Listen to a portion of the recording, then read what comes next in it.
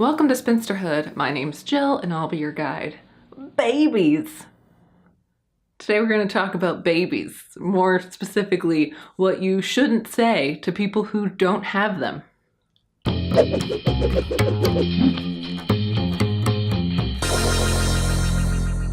This topic actually came to me from a friend of mine, Amanda, who hosts a really great blog about fundraising and higher education. So if those things interest you, I definitely recommend checking it out. I will post a link in the description so you can go right over there.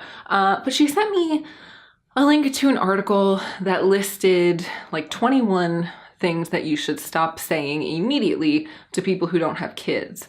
And it kind of hit home for me because I'm 33 and just the older I get, especially being single, the more I hear these kinds of things, either directed at me or to friends of mine who are in relationships but who are at the same age but still don't have kids. So, and I shouldn't even say that, still don't. See, I buy into this crap. This is what's awful, is I'm buying into it sometimes. Ugh. Anyway. To people who don't have kids, not still don't, they may never, and that's totally cool. I digress. Let's just jump into it. You know, there are people who can't have kids. This one really, really makes me mad, and there's a couple reasons for it. The biggest one is that you don't know that the person you're talking to can have kids.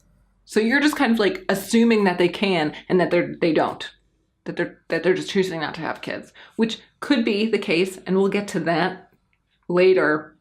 But for this answer, I'm going to focus on the millions of women who would love to be parents, who want to be a mom, and who are unable to be for one of several reasons. There are millions of women suffering with fertility issues who want to have children, okay? So therefore, there's a lot of things that are not available to them. When I was younger, I thought all these things were like, oh, like insurance covers all this stuff. No, it doesn't, okay? The older you get, the more you realize how much insurance doesn't cover or how much you still have to pay out of pocket even though you have insurance. So options like IVF, which is in vitro fertilization, is not an option for everyone.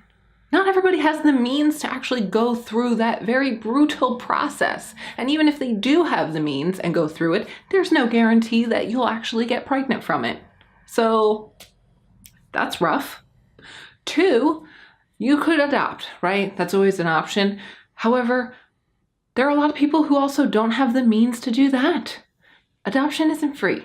So there's a lot of people who would love to adopt, they just don't have the means to do so. There are also people who don't like the concept of adoption because it does cost money. It feels like I'm buying a person. And there are people who don't like that concept. And that's perfectly okay, right? That's their choice and that's all right. Point being, there are many different ways that you can have a baby in today. In 2018. However, just because there's many different ways to have a baby doesn't mean that everyone has the means in which to actually pursue one of those ways. You'll feel different when you have your own kids. No, I won't, because I won't have them. They won't exist for me to feel differently about. Besides, right now I have a dog. My dog's my fur baby. Which, hearkening back to the previous response, you know, if someone considers their pet to be their baby, don't give them crap about that because, again, you don't know their backstory.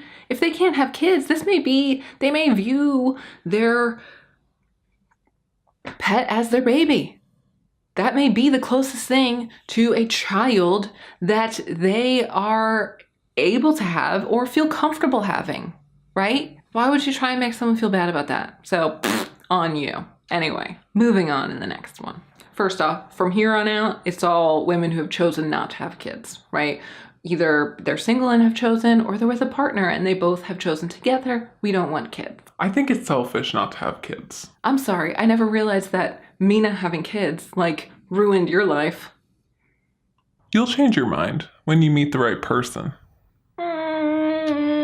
Will I though? I doubt it. You know, there is a possibility that anyone could change their mind I went from when I was younger thinking I really wanted to have kids to then being like, I definitely don't want kids, to now I'm pretty apathetic, right? If they suddenly come into my life, hey, great. And if not, and I never have them, totally fine with it. That's where I'm at now. So first, I'm able to change my mind. That's perfectly acceptable for anyone, right? I can change my mind whenever I feel like it. Minds can change, but you're not going to change someone else's mind. So just zip it. Don't you worry about who's going to look after you when you're old? I feel like if you have kids specifically so that someone's going to look after you when you're old, you're doing it wrong. Like, that's not the right reason to have kids. Besides, my long-term game at this point, the goal at this point for when I get to be elderly and need assistance, is to just cash out all my money, go to an island, and just stay on the beach to the end. Just however long it takes.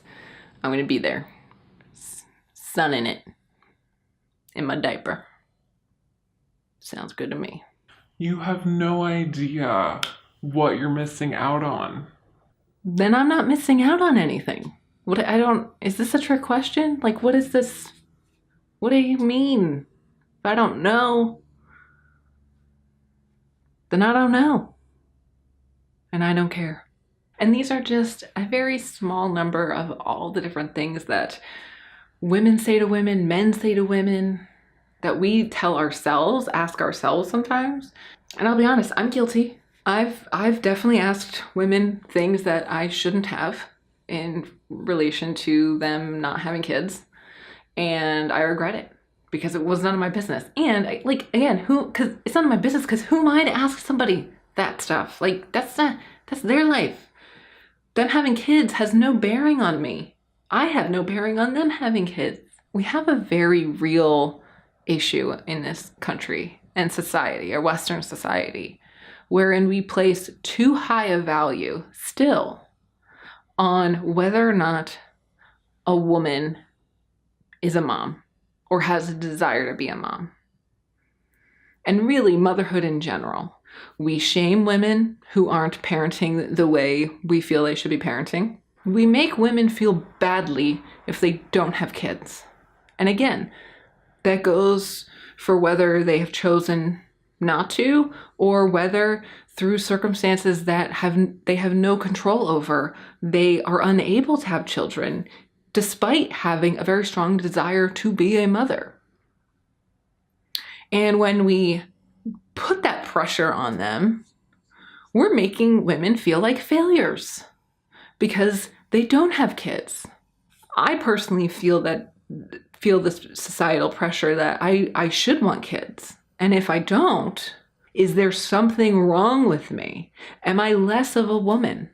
And I'm here to tell you, no, you're not. You are not less of a woman. You are just as much of a woman as every other woman who's ever lived. It gets tricky for us because obviously as women, we have only a finite amount of time. What if I change my mind and it's too late? And I have to struggle with that. That's on me. Men don't have to deal with that. Men can father a kid until they're 100 years old, which is I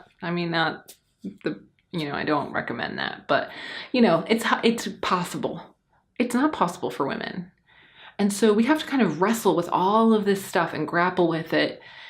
And once we've come up with our decision, that's our decision. So just stop asking women who don't have kids or couples who don't have kids why they don't have them. And don't they want them? And don't you think your life is missing something? You know what my life is missing? Someone who doesn't ask me those questions, apparently. My hope is that maybe this will help open your eyes to some of the things that women who don't have children have to deal with on a daily basis. Long story short, though, don't ask women why they don't have kids. You stay confident. And I'll see you next time on Spinsterhood.